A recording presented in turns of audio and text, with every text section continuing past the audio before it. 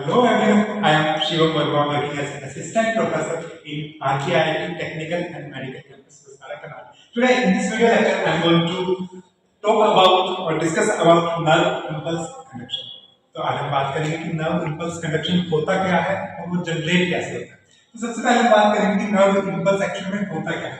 So it is the generation and conduction of signals. हमारी body में जो भी सेंसरी सिग्नल्स और मोटर सिग्नल्स जनरेट होते हैं उनकी जनरेशन को और नर्व में उनकी कंडक्शन को, जो सिग्नल्स की कंडक्शन होती है उसे हम नर्व इम्पल्स कंडक्शन कहते हैं। So it is present only in excitable cells. जो नर्व इम्पल्स कंडक्शन है वो ओनली एक्साइटेबल सेल्स में प्रेजेंट होती है। फॉर एग्जांपल जो हमारी बॉडी में एक्साइटेबल सेल्स होते हैं like neurons and muscle cells. Muscles में भी specially smooth muscles, skeletal muscles and cardiac muscles is a type of excitable cells. So in this video lecture we will mainly focus on nerve और neurons में जो signals की conduction होती है हम उसकी बात करेंगे। तो कंडक्शन होती क्या है एक्चुअल में, इन्हें हम एक्साइटेबल सेल्स क्यों कहते हैं? बिकॉज जो न्यूरॉन सेल्स होते हैं वो ऑलवेज पोलराइज्ड स्टेट में रहते हैं। पोलराइज्ड स्टेट क्या होती है कि जो उनकी एक्सोप्लाज्म की मेम्ब्रेन होती है वहां पे ऑलवेज कंसंट्रेशन ग्रेडियंट की वजह से डिफरेंट चार्ज प्रेजेंट होते हैं outside the cell membrane and inside the cell membrane. तो हम इसके डिफरेंट स्टेप्स की बात करेंगे कि नर्व इम्पल्स की कंडक्शन में कौन कौन से स्टेप्स इन्वॉल्व होते हैं। फर्स्ट इज रेस्टिंग पोटेंशियल, कि जब तक एक्शन पोटेंशियल किसी भी नर्व में जनरेट नहीं हुआ है हम उस टाइम की बात करते हैं। फॉर एग्जांपल ये एक नर्व इम्पल्स है, रेस्ट स्टेज में नर्व इम्पल्स में आउटसाइड में पॉजिटिव चार्ज प्रेजेंट होते हैं और inside the membrane negative charge present होते हैं। और ये ऐसा किस रीजन की वजह से होता है?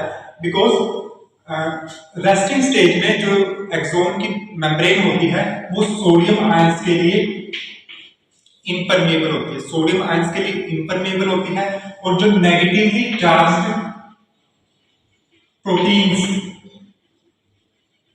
जो नेगेटिव चार्ज प्रोटीन्स होते हैं उनके लिए भी मेम्ब्रेन इम्परमेबल होती है। बट जो पॉजिटिव चार्ज पोटेशियम आयंस होते हैं उसके लिए मेम्ब्रेन हाईली परमेबल होती है। पोटेशियम आयंस के लिए मेम्ब्रेन हाईली परमेबल होती है।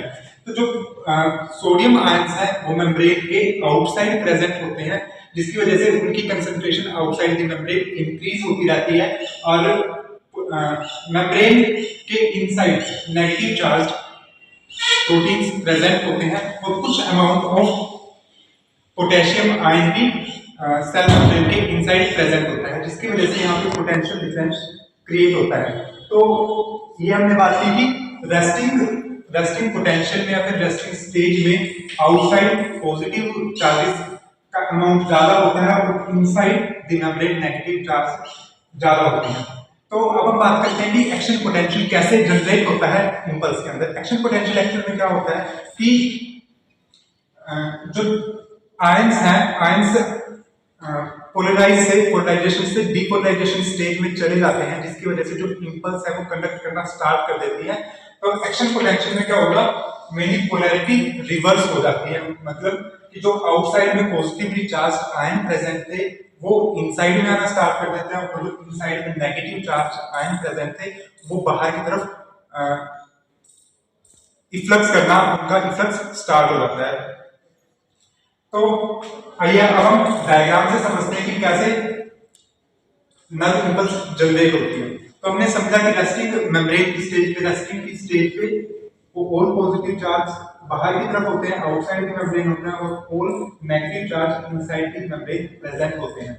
तो जब नर्व इम्पल्स जनरेट करना स्टार्ट करते हैं तो नर्व इम्पल्स कब जनरेट होगी? जब नर्व्स के पास कोई ना कोई स्टिमुलस आके उसके ऊपर बाइंड करेगा या स्टिमुलस को रिसीव करेगी जब कोई भी नर्व इम्पल्स, तो उस केस में एक्शन पोटेंशियल जनरेट होना स्टार्ट होगा और नर्व इम्पल्स की कंडक्शन स्टार्ट हो जाएगी। तो जो स्टिमुलस है, स्टिमुलस कोई केमिकल स्टिमुलस भी हो सकता है, कोई इलेक्ट्रिकल स्टिमुलस भी हो सकता है और मैकेनिकल स्टिमुलस भी हो सकता है। जब एक्सोन की मेम्ब्रेन उस स्टिमुलस को रिसीव करेगी तो रिसीव करने की वजह से यहाँ पे जो परमेबिलिटी थी, सोडियम और पोटेशियम आयंस के लिए जो परमेबिलिटी थी वो चेंज हो जाती है। जैसे कि हमने यहाँ पे पढ़ा कि रेस्टिंग स्टेज में सोडियम आयंस के लिए मेम्ब्रेन इम्परमेबल होती है, बट पोटेशियम आयंस के लिए परमेबल होती है।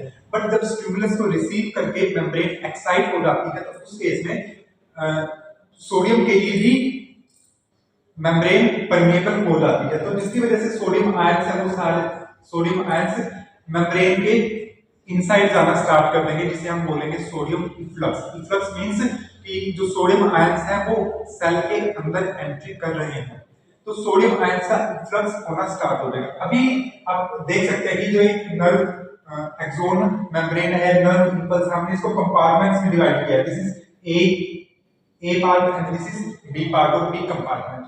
तो ए कंपार्टमेंट में क्या हो रहा है कि जब सोडियम ने अंदर एंट्री करना स्टार्ट कर दिया तो इसकी वजह से सोडियम का लेवल इंक्रीज होना स्टार्ट होगा एक्सोनल मेम्ब्रेन के इनसाइड। और पोटेशियम और नेगेटिव चार्ज का अमाउंट इंक्रीज होना स्टार्ट होगा मेम्ब्रेन के आउटसाइड में।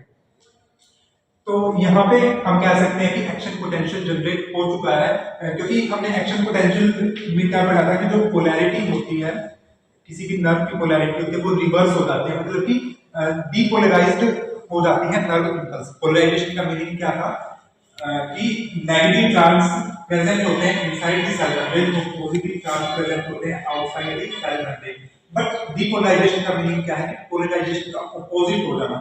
Opposite means positive charge membrane के अंदर पहुंच चुके हैं और नेगेटिव चार्ज मेम्ब्रेन से बाहर जा चुके हैं। So this is the depolarisation.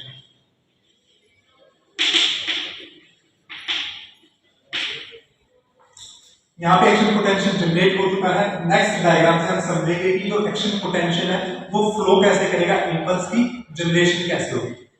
तो हम यहाँ पे कंसीडर कर रहे हैं कि जो पॉजिटिव चार्ज है वो करंट है, पॉजिटिव चार्ज करंट है, और करंट ऑलवेज नेगेटिव चार्ज की तरफ फ्लो करेगा। तो इनसाइड द मेम्ब्रेन जो पॉजिटिव चार्ज है वो नेगेटिव चार्ज की तरफ फ्लो करेगा, मीन कि ए कंपार्टमेंट से बी कंपार्टमेंट की तरफ फ्लो कर रहे हैं। और आउटसाइड द मेम्ब्रेन जो पॉजिटिव चार्ज है वो बी कंपार्टमेंट से ए कंपार्टमेंट की तरफ फ्लो कर रहे हैं। तो जैसे ही ए कंपार्टमेंट एक्साइट हुआ तो चार्ज की शिफ्टिंग की वजह से जो बी कंपार्टमेंट है यहाँ पे जो आयंस है, आयंस जो नेगेटिव आयंस है वो पॉजिटिव हो जाते हैं, और जो यहाँ पे पॉजिटिव आयंस है वो नेगेटिव आयंस के साथ शिफ्ट हो जाते हैं।